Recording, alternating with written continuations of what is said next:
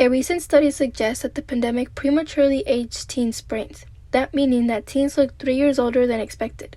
And H. Cotillo thinks that stress was a main factor, but it could have also been isolation and increased screen time.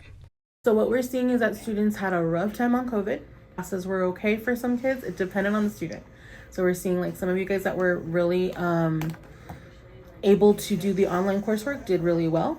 Some students didn't. Like we see different kids, different places. You guys are a little bit more adults, but yet at the same time, there's some gaps in certain places. That's what we're seeing. And I can't really say what kind of gaps because they're kind of like all over the place. But I've seen some students where like they struggle, like they don't know where to begin to reach out for help.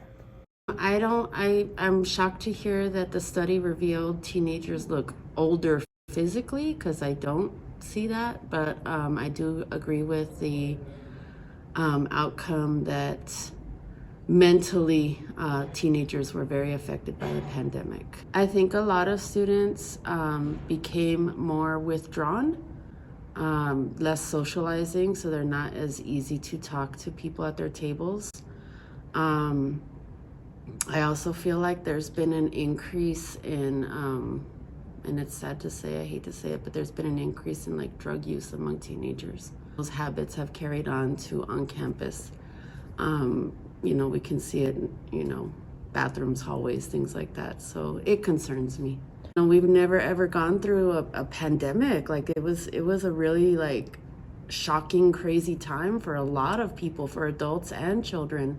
I feel like some of us did mature in COVID. Like some of us are like in our little kid area. Sometimes I would be like aware about like the news, being like, oh, what's going on, and it's just sometimes I do, but no, not really. Teenagers' mental health also plummeted after the pandemic. Teens' anxiety and depression increased, and although there is no proof that this was caused by the pandemic, it is very likely. Well, I think there was definitely something that happened to teenagers during the pandemic.